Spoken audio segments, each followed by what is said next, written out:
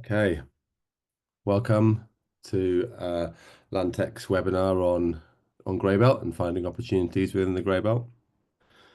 I'm here today with my colleague Drew, and we'll do introductions in a minute. But in the I'm just going to fill some time, waffle on for a couple of minutes while people arrive. We're expecting quite a lot of sign-ups today. Quite a lot of people to attend. It's obviously a hot topic, Greybelt. It's of interest to a lot of people. We've been up at the Labour Party conference this week, where housing and planning reform have been really key elements to what people have been talking about, and I think that's demonstrated by the level of interest that's been shown in this topic particularly. So just while we're waiting for the people to finish filing into the virtual room, we'll start some housekeeping. First of all, this webinar is being recorded, so there will be a record of what we say and of the Q&A later on. If you lose connection, you should be able to log back in using the same link that you've been sent. So please do that if you lose connectivity. There will be a Q&A session at the end of the webinar. The chat function in Zoom is disabled, but the Q&A function is live. So if you have questions, please do put them into the Q&A function. The Q&A function that we use has got an upvote function in it, but like Slido. So if you see a question that has been asked already, don't feel like you've got to ask it again. You can upvote the questions that are already in there, so we can come to those in order of popularity at the end. And we will try and make time for enough Q&A at the end of the session. The recording of the webinar will be sent round to everyone who signed up within about 24 hours of us finishing. So you can watch out for that if you haven't seen us live. So people are still coming in, but we are going to move on. So I'm going to start by introducing myself and then hand over to Drew to introduce himself. So yeah, my name is Harry Quartermain. I'm a chartered town planner. I'm LandTech's head of research, and so I've for my background, I've spent best part of 15 years in planning, working in the UK and overseas in Australia too. Between Drew and I, we've been having a look at what the NPPF has said about Greybelt and trying to work out how data can be used to answer the questions. So I'll hand over to Drew. Thanks, Harry. So I'm Drew Hardy. I'm the Senior Data Analyst here at LandTech. My background is in environmental consultancy, but moreover, my role now is finding data answers to policy questions and trying to interpret policy in a way that gives data-based answers for people in the business. Very good. I always like to think that you can't manage what you can't measure, and data is the way you measure how your actions are being delivered. And I think the amount of data that's involved in the planning system could only be improved from now. So what we're going to cover today, we're going to talk a bit about Greybelt. We're going to talk about what has been said in the past, what's being said now, what we are interpreting it to mean, how you can use this for finding sites, and how we've used that to rank the sites that we have found. We're going to talk about how the changes and the definitions that have been provided for Greybelt interplay with other elements of the draft NPPF that have been released, and also with the changes to the standard method, because these are all separate changes that all work together to influence how development in the Greenbelt is likely to come forward if things progress as they've been consulted on. We're also going to talk a bit about how those opportunities can be found, and Drew's then going to take us through a bit of a demo of how you can see this information right now in LandInsight. And then we're going to have a Q&A session at the end. So what we're on, we are Yeah, we're about. Yeah, okay, we've got a good number with us now. So welcome everyone. We let's push on. So first of all, we're gonna set the scene, talk about why we're talking about grey belt. I mean, you may have seen on Monday we some of our data was picked up by the Telegraph. They obviously have run with the highest number, and the headline was 4 million homes to be developed in the Greenbelt. I think with a practical and realistic town planner's hat on, I don't see that going forward. But I think that when we're taking a data-led approach, you have to look at what the numbers show, and we'll come on to that in a minute. And with our numerical analysis, that is what the numbers have shown at the top end of the scale. So yeah, but up until um, the release of the NPPF, there's been a lot of guesswork from the industry and the public at large about what the impact of the grey belt is going to be. Is it a new type of land designation like green belt, or is it merely a branding exercise to help shift the Overton window about what's acceptable in the green belt or at the edges of our main cities? So we'll start by talking about what is the grey belt and what was said before the election. So this is clearly a abandoned, derelict petrol station. And this was kind of the thing that we were expecting large before the NPPF was released, before the election. There was lots of talk about, people were starting to think about about what the green belt was and what it wasn't. And there's a lot of talk about derelict petrol stations and car parks on urban fringes and how they were or were not contributing to the green belt. I like to think personally the green belt is probably the most widely known but least widely understood planning policy in the UK.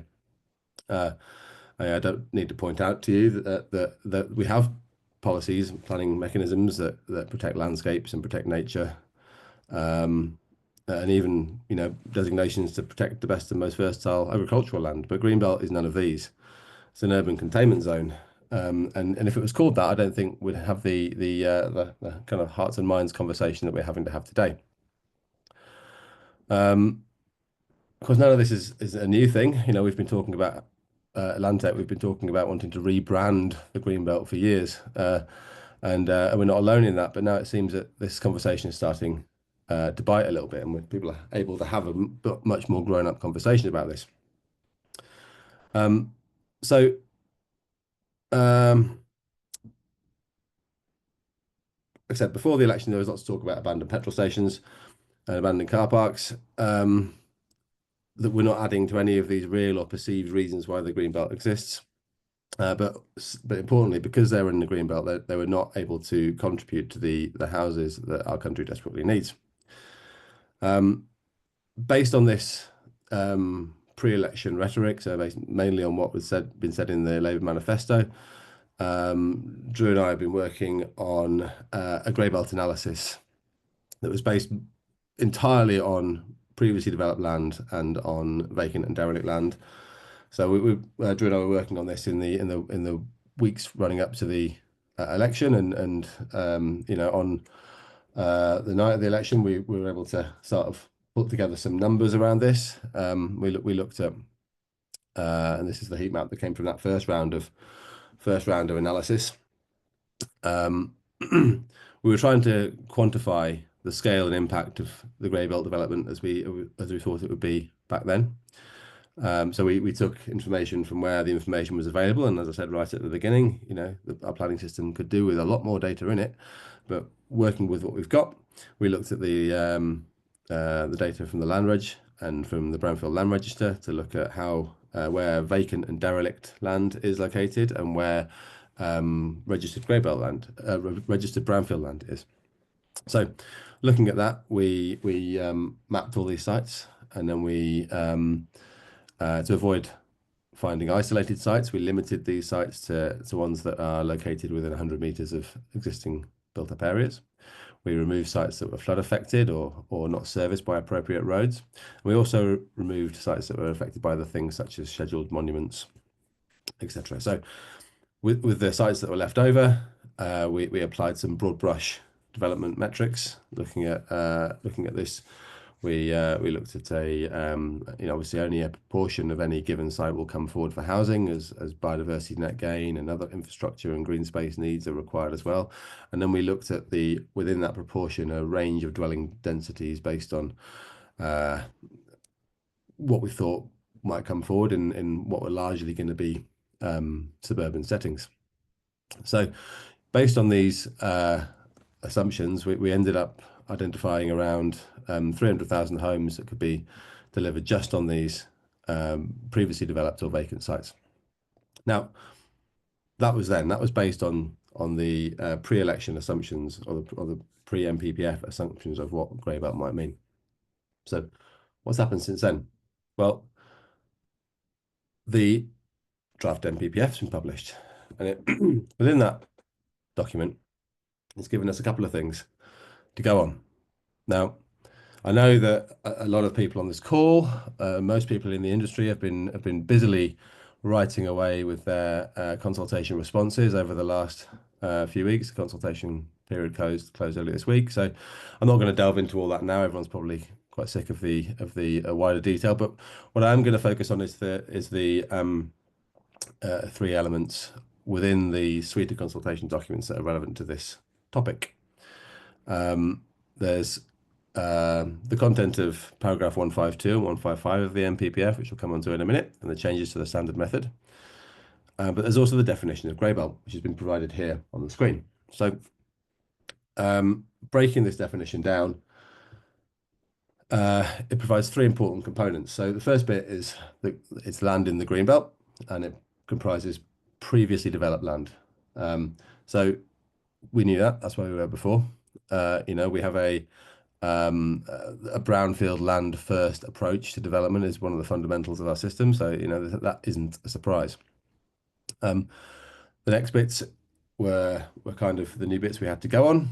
The second bit here is and or areas of the greenbelt that make a limited contribution to the five purposes of the greenbelt defined in paragraph 140 of the NPPF.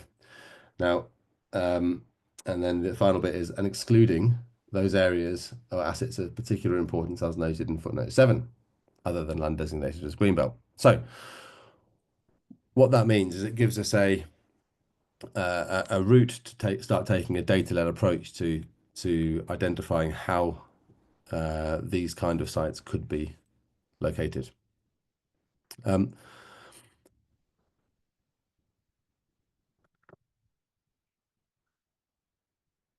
So what are the five purposes of the greenbelt? Well, firstly,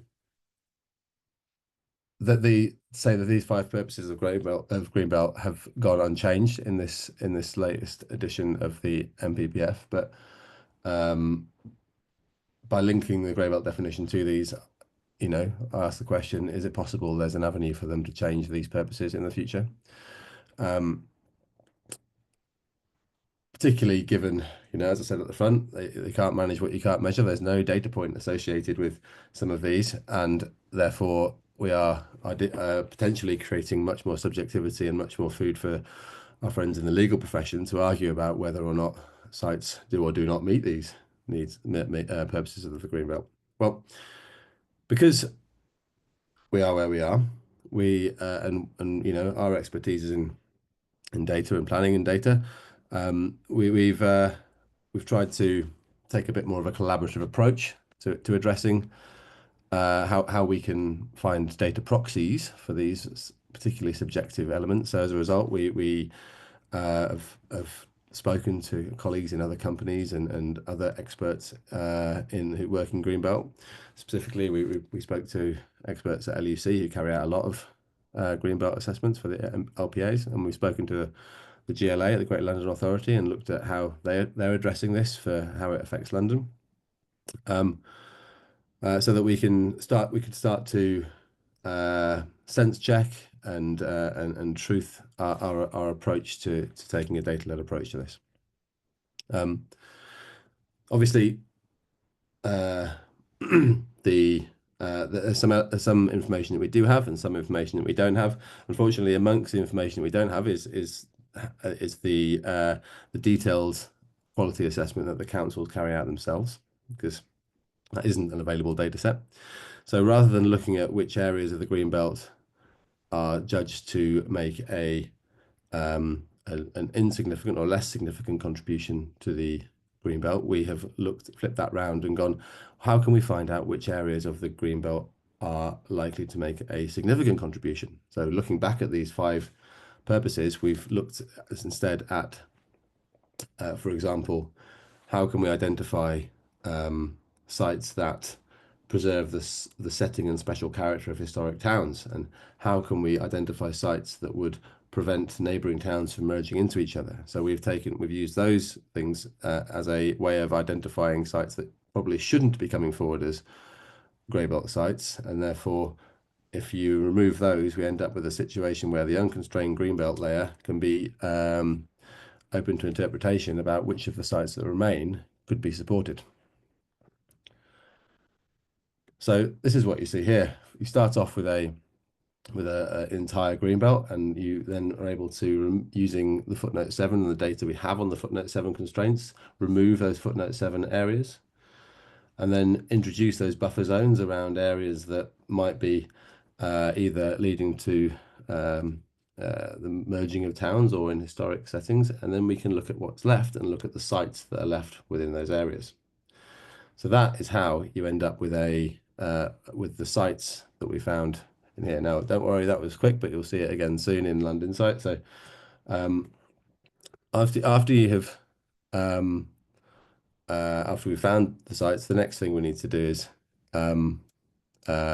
rank them. But we know roughly that we're on the money with the number of sites we found. The processes that we've led through there has led to us finding about 150,000 hectares of land within the green belt that meets our triggers of not being constrained, being located within 100 meters of an urban area, of being serviced by roads, etc. So, it's possible these sites might come forward under the right circumstances if they can meet the policy requirements in the new NPPF. And that figure of 150,000 hectares is similar. We know because we've asked to similar analysis that's been done by other government agencies. So it's the same cake we're all cutting. But before you can move on to working out, it's not just about where they are, it's about which ones are the most important. So the NPPF is clear that the sites will have to meet some key policy requirements, including on sustainability, on infrastructure delivery and affordable housing. So we need to look at how the sites compare to each other. So in order to do that, Drew's going to talk about the process we've been through to rank the sites. Thanks, Harry. So yeah, one key point about sustainability is that you have to have connectivity to services. So we've created a weighted scoring system, which takes account of not just distance to railways and bus stops and underground stops, but also travel time to key amenities, so GPs, schools, town centres, employment centres. And all of those are weighted by not only the means of transport, but also the type of amenity that they are, and the distance that they are from each individual plot. Now that weighted score also goes with the affordability ratio. So the affordability ratio is taken from ONS stats. It obviously just shows the disparity between income and house prices in any given area. As a sort of general rule of thumb, a ratio that's greater than 7 is considered to be less affordable. And obviously, if there is a shortage of affordable housing in an area, and you are proposing to maintain that 50% affordable housing within your grey belt offering, then it may well be looked on more favourably, although obviously that's going to be subject to viability. Another aspect of the scoring system which we introduced is looking at the land use. Again, that's another weighted score that we put in there. So we've looked at land use from a number of different sources. Land use of the kind which were widely trailed before grey belt was introduced as a policy. So there's sort of garages, petrol stations, car parks, etc., and also vacant derelict land. But also we've ranked existing land uses that don't fall into those categories. So we've got a sort of sliding scale of scoring associated with different types of land use. We've also accounted for the presence of landfill, sort of existing and historical landfill, Obviously, that's going to historical landfill, whilst technically could be developed, can be associated with a significant remediation and geotechnical issues. So that those kind of sites will have their ranking weighted downwards accordingly. We've also removed certain land uses from the assessment, the kind of obvious ones. So we've taken out schools, we've taken out prisons, existing infrastructure, associated with water, gas, electrics, etc., because we consider it's very unlikely that those will be really suitable for development. And then we've also looked at BMV, so best and most versatile agricultural land. That's grades 1, 2, and 3A. So we've taken that out. It's not taken out of there, but if we look at Chapter 5, Paragraph 14 of the NPPF consultation document, it very explicitly says that BMV land should be avoided where possible. So anything that has a majority of BMV land on it accordingly has its weighting reduced in terms of the overall assessment. And together, all these scores go together to give our overall ranking system, which is a 1 to 5 rating from sort of least favorable to most favorable. It's not a guarantee in any way, but it is a good indication of how favorable an authority might consider that piece of land as grey belt for release from the green belt and for development. Those highest ranking sites that we have, the most favorable ones, they're the ones which they have to have a good high connectivity score, and they have to have a very favorable land use score in there. And then below that, then there's a number of variations in there, but that's the essence of the scoring system that we have there.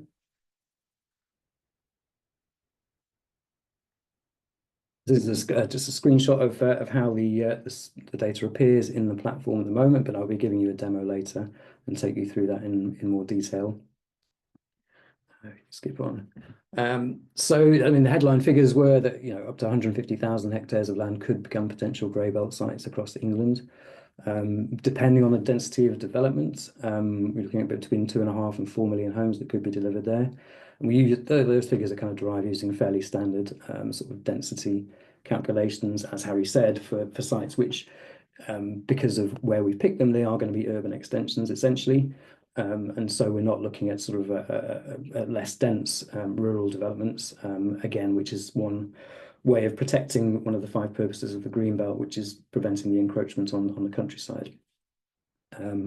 Even if you take just the most favourable land in there, the sort of more and most favourable land in there, we're still looking at up to 80,000 hectares, which is about, could translate to about sort of 1.5 to 2.6 million homes, new dwellings. So I'll pass back to you now, Harry, and we'll see you for the demo shortly.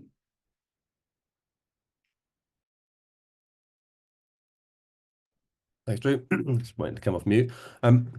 So the next bit of our presentation looks a bit more about the wider context at which these sites that we've been able to identify and then prioritize effectively with our tool fit into the wider picture.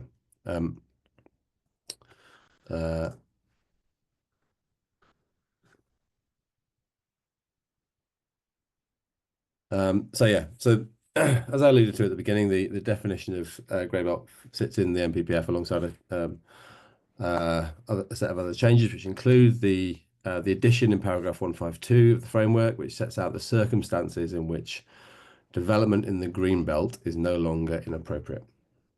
Now, to my mind, this has been a bit conflated with the terminology here, and this is clearly about development in the green belt, and yet here we can see on the first line here in point A, the development would utilize grey belt land in sustainable locations. So there's a conflation there between what is grey belt and what is development in the green belt. So that is that will either be cleared up in the final draft, or indeed it is a deliberate inclusion to allow grey belt to come forward in more circumstances. Now, the circumstances that they talk about here are effectively when the presumption in favour kicks in. So it's whether a local planning authority can't demonstrate a 5-year supply, or hasn't been delivering at more than 75% of their housing supply.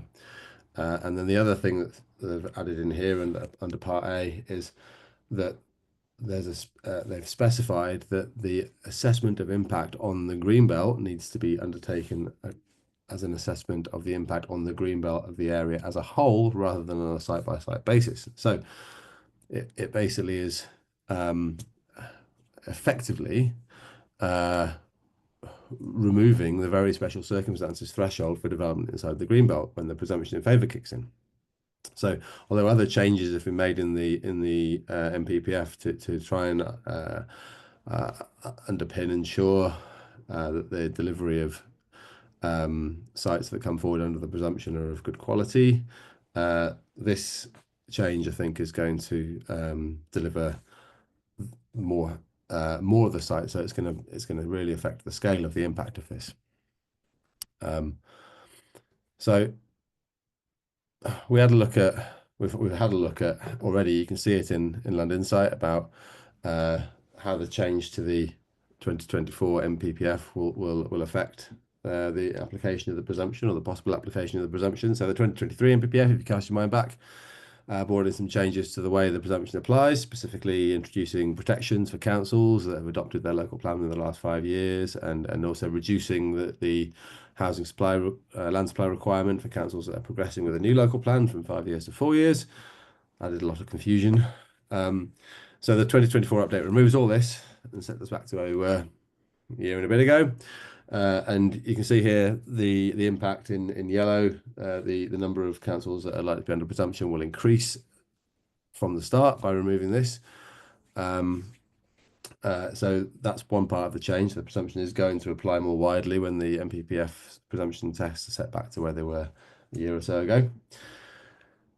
But the other side to this is the changes to the standard method. Now, obviously, when you're asking the question of has a council been delivering at least 75% of its housing requirement, what we've seen happen here is, as well as that, we've seen a huge uplift in where those housing requirements apply. So there's enough here. There's enough material to talk about the change to the standard method to fill a whole webinar on its own. So we're not going to do that right now, because others have done that, and I encourage you to look at that if you want more detail. But we are going to scratch the surface because it's relevant to the grey belt. So what you can see here, and these are stats taken straight from the MHCLG data release that went along with the consultation. You can see here in blue what the current standard method requirements has been by region. Now, obviously, as many of you will know, under the current system, the standard method is the starting point, so it doesn't always reflect directly what ends up in the local plan. But it's a good proxy to see where the standard method has been distributing housing supply requirements across the country. And you can see how that has been sat in blue. In orange, you can see the average net additions between 2020, 2021 and 2, and 2022 and 3. And you can see, so effectively, where the orange line is higher than the blue line by region here, areas have been delivering more than their supply requirements were. In green, you can see how the new standard method requirements affect the country, and you can see that in every area except London, those supply requirements have gone up, and in every area across the country, the supply requirements now outstrip the averaged delivery capability over the last 3 years. So what does that mean? Clearly, it means that we are likely to see a huge increase unless supply significantly ratchets up along with the requirement numbers. Then we're likely to see a huge increase in the number of councils that fall under presumption. And you can see that here in green, we've got the likely councils that are under 2024 presumption. So they're the ones that are going to be under, or likely to be under the presumption when the NPPF is published, and the yellow ones are the ones for which, again, using data taken from the MHCLG release, that are unlikely to be, based on historic delivery, be able to meet the new requirements. So this shows the scale of the problem, because it's likely that that a lot of the country is going to be affected by the presumption, and therefore the application of paragraph 152 of the NPPF in relation to development in the Greenbelt. So now, obviously, ideally, the Greenbelt reviews are you know, a strategic action undertaken by councils to release land in sustainable locations. Local plan delivery is a 5 to 7 year process. In the meantime, I suspect that if things come forward as they're currently being consulted on, that we'll see a lot of sites come forward of speculative development, where so the councils are being put in a position where either they crack on and lead this conversation, or it's going to be led by the development industry as these sites come forward in a more piecemeal fashion. So, as I said, as Drew's about to show to you, you can see where these sites are now on LandInsight. In the meantime, we can show you some of the stats here. We've got the councils that we expect to be under the presumption in favour of sustainable development as of the adoption of the NPPF based on the 2024 definitions. There is about 44,000, just over 44,000 hectares of the grey belt sites that we have identified that are in these locations. Of those, nearly 7,000 hectares of them are the least favourable, while there's about 18,500 that are average favourability, nearly 5,000 that are more favourable, and just over 4,000 that are the most favourable sites. So they're the ones that are located in the most sustainable locations with the biggest affordability problems and with the best connectivity, and they are in councils that are under presumption now. Added to this over time, there's going to be another, as you know, as that spread of yellow across the map that I just showed you. There's going to be another additional 30+ thousand hectares of 35 here is, I think, includes with all our figures, because it's all the amount of certainty around the data can be, well, we apply a margin of error of 10%. So 35,000 hectares is including that. So between 30 and 35,000 hectares of additional land will come under the presumption over time, and of that, there's 14,000, nearly 15,000 hectares that is above average favourability, and nearly 4,000 that's more favourable, and over 1,500 hectares that is the most favourable land in these locations. So in total, looked at across the board, as 107 of the local authorities that are likely to fall under this categorisation, and within that there is nearly over 75,000 hectares of land that in which these sites on the edges of urban areas that have been assessed as not having footnote 7 constraints, that are in locations that are to some degree accessible and sustainable. Nearly 76,000 hectares of potential development land that's in the Greenbelt.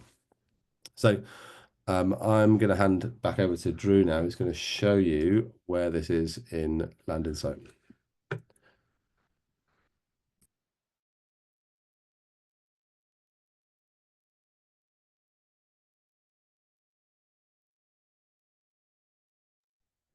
Drew, you're on mute.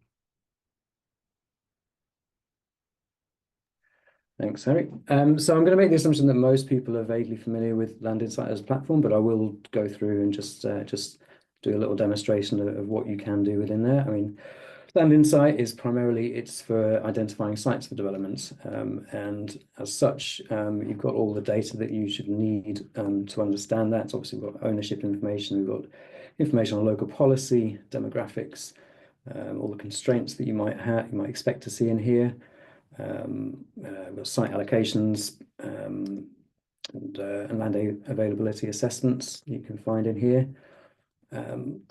So if we just click on a given thing, the layers are all grouped up here. You can into sort of general categories. So amenities, demographics, planning applications, opportunities, biodiversity, net gain, information, or you can just look at everything all together, all at once, which I'm going to do for the purposes of this presentation.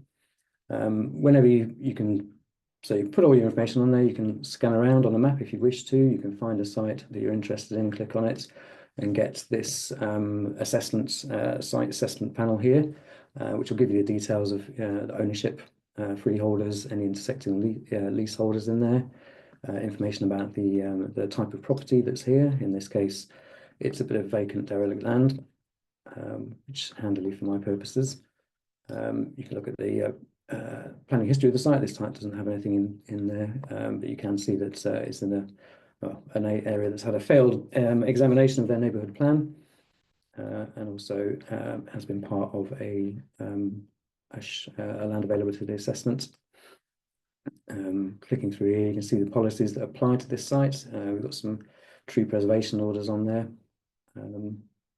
You can also see environmental issues that might be associated with it: flooding, agricultural land classification, protected habitats, and these are your sort of biodiversity, net gain related information in here as well, about the national character area and the biodiversity issues that might be associated with any given site. Local, so this gives you information about your local area, local transactions in there, and then you can dig down further into looking at all the demographics that we have associated with any given area. So you can see the outline here of the area this refers to, and it's an area that's you can see it's a very underdeprived area.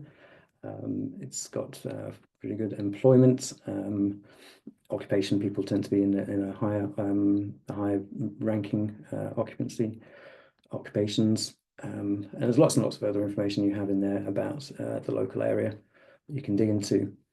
The other way that you can look for sites, which is probably the most easy and useful way to do it, and I'll demonstrate this using, I'll just show you the grey belts data as it stands on here. I'm just going to change my mapping background to make it a bit easier to see. And I'll stick the green belts on as well, so we can have a look at where this all falls. So I'm just going around London at the moment. You can see there's quite a significant amount. All of this is obviously at the fringes of the green belts, adjacent to those built up areas, which we've used. And if we zoom out even further, we can see that we can go up to Birmingham Greenbelt. You can also see a good substantial spread of those around here, even down to those smaller ones, smaller Greenbelt areas that you might find. Where is it? Around Oxford, probably a little bit less around Oxford. There's a lot more constraints around the Oxford way. So yeah, you can pan around the map, you can find sites this way. You can decide to turn off all the less favorable ones and just concentrate on those more favorable sites. Or what you could do is go through, we've got a number of searching tools that you can use to find your sites. You can search by owner, search by planning application type, you can search by type of property, or you can go in here and use the sourcing tool. So I've pre-filled this one here. You can search the council you're looking for. I've chosen Barnet in this case. Field. So if we try on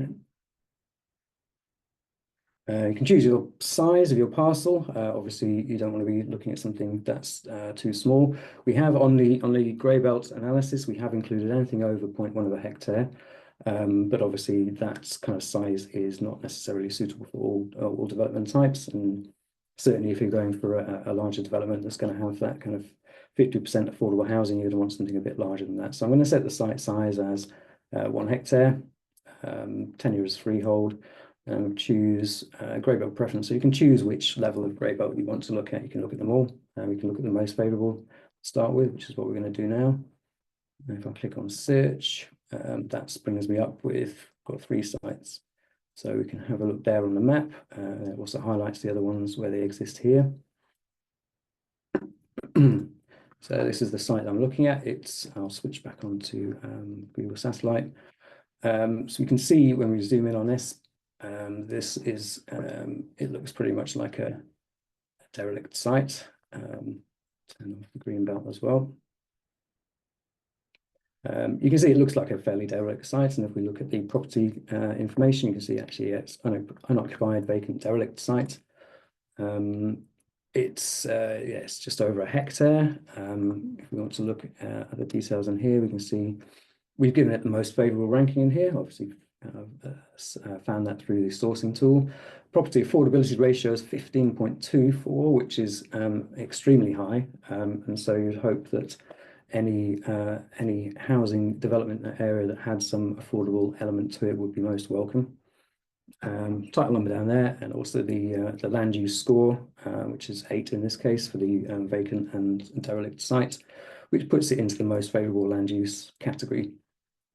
And there you can look through the details of the environmental aspects of things, comparables, and any policies that apply to it. Obviously, we know it's greenbelt. There are some tree preservation orders here. And also our greenbelt classification, which you can find down here in the policies in bundle. We can also have a look at the planning history of the site and see what's going on here. We can see actually this one did have an application for development for residential. It was refused and dismissed at appeal. In fact, this site in particular was dismissed at appeal largely because of the presence of greenbelt and the necessity of preserving the openness of the greenbelt. So that is probably a site that a developer may want to return to quite soon, I would have thought. So that's in a nutshell what you can do. Oh, yes, of course. And then you can, once you're happy with your site, you can save it. We can look at this from a summary perspective, and then you get the summary of all the information that you've looked at on the map. We can have the planning history of the sites. We can look at the ownership details, comparables around there, relevant planning policy, grey belts. Obviously, we've just had a look at that. Biodiversity, power, letters. This is if you wanted to send letters on that. This is where you can sort of customize your own sites. You can create the sites, you can make your own notes on there, move them through the stages, and there's also a site report that you can download, add your own logo onto there, and choose which aspects you want to have within that site report, and then that can be downloaded as a standard document that can be associated with your development. There's also other aspects I won't talk about LandInsight in terms of land fund, getting funding or appraisals for that site. That's where we're at. So that is a whistle-stop tour. I'm not going to go on too long because I know there's quite a lot of Q&A we'd like to get through. But that's in essence how you would find an easy ways of finding grey belt sites within LandInsight. And I'll pass back over to you, Harry.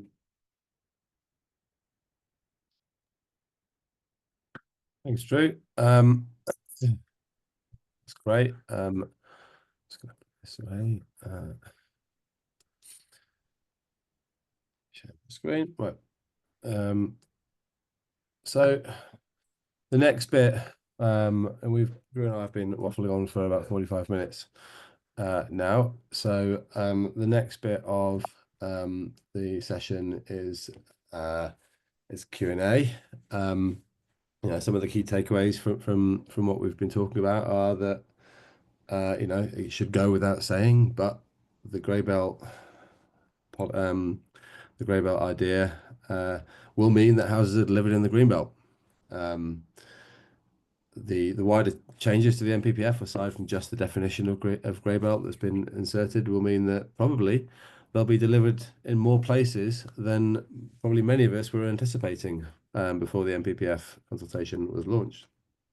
The other thing is that while ideally, like I said before, the green belt release will be strategic and considered, actually the time it takes to bring forward a local plan means that many of these sites will come forward speculatively. So I think that many of us will know what that means in terms of the process that has to be done, and indeed, it's likely that many of these will end up with pins.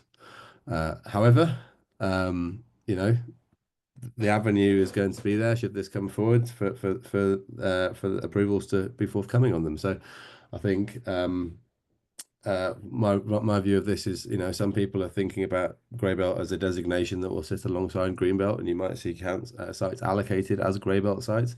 Personally, I don't see that as the way forward. I think that we're talking about a new mechanism rather than a new designation, and I think that the way that Drew has led this data-led analysis is the most comprehensive and robust way that I've seen. And I think that the sites that are currently in LandInsight now will be the future development sites should the NPPF come out anywhere near in line with what's being consulted on. So what you have on your screen there is a QR code that you can scan if you want to. If you don't already have a LandInsight subscription and you want to have a demo with one of our team, you can scan that and set that up. I'm looking out for questions that are coming in, but I can't see any of them coming. Oh, here we are. So Sean says, in reality, taking into account the delays in the proposals from Labour, do you think they've set themselves up for failure when considering the historic permissions and build out times for new permissions? That is a good question. Do I think they've set themselves up for failure? I think it depends how you define failure. I think do I think they'll meet 1.5 million homes in the first Parliament? I think that is a stretch, personally. I think that, yeah, exactly. Yeah, so I think they will. I think that'll be a struggle, purely because even if we were to, the last time we delivered anything near 300,000 homes a year, which is what you'd need to do to get to these figures, was, this has been said before, but this is in the 70s, and then 50% of that housing delivery was coming from local authorities themselves. So the even if all the brakes were taken off overnight, whether we'd be able to ramp up to a production of the scale we're talking about, I have some doubts. But I think if you define failure more broadly as is the situation going to get better? Are more sites going to come forward? Is housing going to start being delivered in some of these locations? Then I think that yes, it will. And I think that when you and as they have done, they released on Sunday a suite of consultations in relation to brownfield development and brownfield planning passports. I think when you take both those things hand in hand, there will be an uptick in sites coming forward. Obviously, planning is still to some extent a bottleneck, and they're trying to fund that. I mean, they funded what will amount to one additional planner per local authority for a year. So I don't think that's going to solve the problem, but it will help. So yeah, Sean, I think if you set, like I said, if you set success at being able to deliver 1.5 million homes over the next 5 years, I think probably yes, they are setting themselves up for failure. But that said, having been at the Labour conference, all the ministers are making the right noises. The Labour YIMBY movement was the most vocal group there, with some good events and some really good energy behind them. So the days of everyone being anti-development, particularly urban fringe development, I think are in their twilight, and I think people are actually willing to have more sensible conversations about this now. Drew, do you have anything to add? There's a few more questions in here now. Not on that point, no. We'll have a look at the other questions. Okay, Chris Barkley. Hi, Chris. How long would you estimate it would take for local authorities to start turning decisions around as approved, with grey belt taking more precedence in their decisions rather than prefer retention? I think that really depends on the local authority. I think that the more forward-thinking ones will start looking at those. It may start having an influence in how they decide things right away. It will have more certainty when the NPPF comes out. The amount of weight that the draft NPPF has is limited, but once it's published in whatever form it comes out of, it should start influencing planning applications right away. Obviously, anyone who's been involved in planning committees knows that just because the officers recommend something doesn't mean it's going to materialize. So, I said, as I alluded to before, whether we still end up with a system of planning by appeal in those more recalcitrant areas remains to be seen. So, uh, yeah, it's moving in the right direction. Whether it moves quickly or not, we'll see. Yeah, I mean, I would add that I've actually seen an application recently which refers to grey belt, even though it's not policy yet. But that was from an authority that are clearly starting to take that into consideration in their decision-making process. But as we all know, there will be resistance and there will be pockets of resistance that will take some time to iron out. But I think once those cases, especially once those cases start going to appeal, then I think you'll start seeing a bit of a wider adoption of this policy, presuming that nothing changes once the actual NPPF is adopted. Yeah, I agree. So a question from Jason. It says, how do historic greenbelt reviews fit into our analysis? We would love to be able to get hold of all the historic greenbelt reviews and to use that data. And that is effectively public data because the councils have used public money to commission it. It's not available. If we can get to a stage where it is available, we will use it. So we have looked at it and we have looked at how it could, we considered how we could use it. But yeah, so ideally that would be available, but it's not available right now. Anything to add on that, Drew? No, not on that point. So Richard Knox Johnson, how does brownfield first affect grey belt? Well, so the policy position is clear on this. It's about a sequential hierarchy of development sites. So it's brownfield first, and then other land in the grey belt or in other grey belt land in the green belt. So, and we, Drew, I mean, do you want to talk about how that has been factored into the scoring system?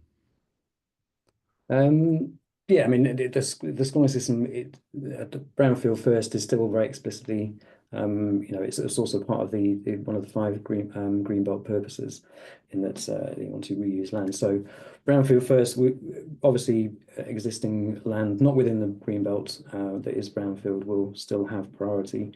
But also within that green belt, when you have got that brownfield land within there, that's where we're looking at the previously used land and what used to be there, what is there at the moment, and so that is weighted as part of the scoring system. So those sites which would fit that sort of more brownfield brief would come up much higher in the scoring system as it is at the moment. Yeah, I think the way I envisage the scoring system working is obviously we've used it to prioritize sites, but also with my former planning consultant hat on, if you're looking to take one of those sites forward, and understanding why the sites have been prioritized the way they have should give you a justification for building your case to taking that application forward. So, for example, if it's been ranked highly because it's got great connectivity, poor affordability, but it's not previously developed land, that gives you the an indication of what evidence you need to develop to support that. Equally, if it's been ranked highly because it's a previously developed site and it's vacant and derelict, and there's a different argument there to make. So I think it's really useful that we've got this broad spectrum of information in there, but as I said right at the start, our fundamentals of the system are brownfield first, so it's a part of the equation, and it should be the first port of call in the site search. Sean says, I was at the Labour YIMBY event. Yeah, definitely get in touch. We were there as a slight tangent, if you permit me. We were there with our community consultation platform, Give My View. We were there talking to, we've been using it to survey marginal constituencies to find out about their their attitudes towards development. There's more on that coming, so watch this space if you're interested in understanding how the picture of community sentiment in more marginal areas isn't as binary as you might expect. Then watch this space for the information that's in the Fabian Society report that they released yesterday or the day before, and the blogs and stuff that we're going to put out about that very shortly. Eve has asked the question, do you think this is a quick solution as it seems more long term when the planning system needs more immediate help? Well, the planning system does need more immediate help.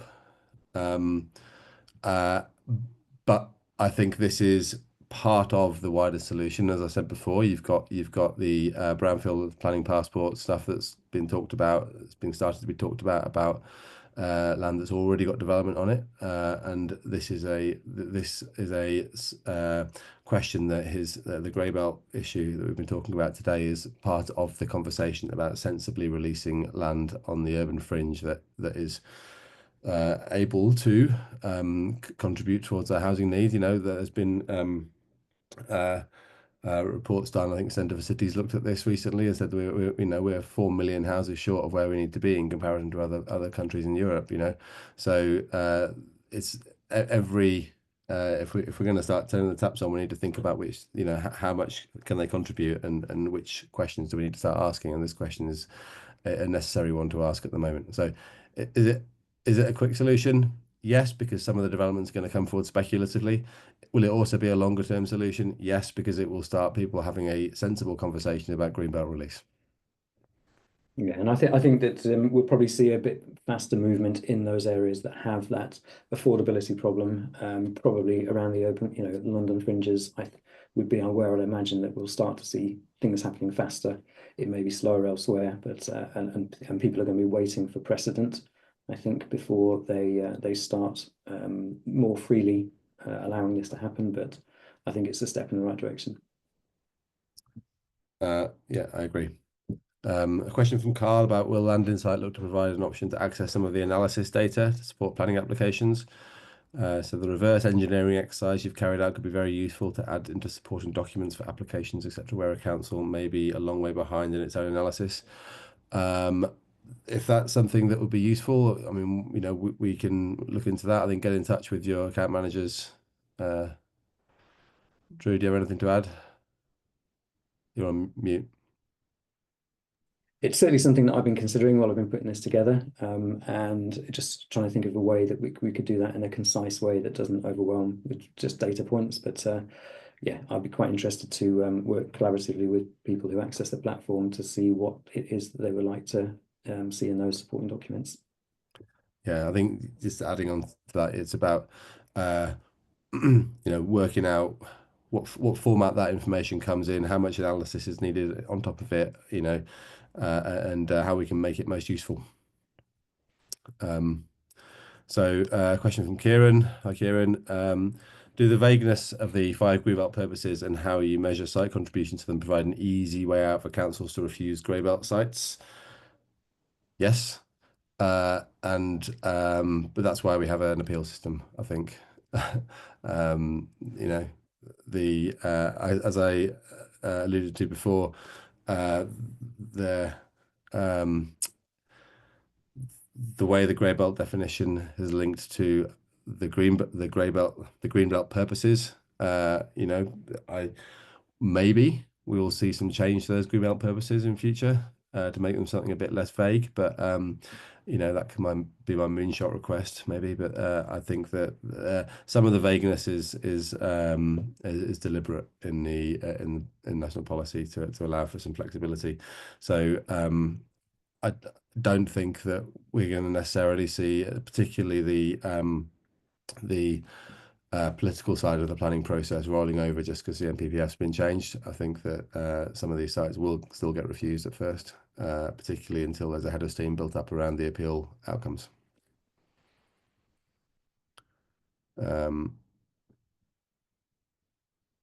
So that is the end of our the questions that we've received, and we are running bang on an hour. So unless there are any other burning questions that come forward, I'll sign off from me. Thank you for coming. Yep, and thank you from me as well. Yeah. So yeah, do get in touch. Thank you all for your time, and I'll see you next time.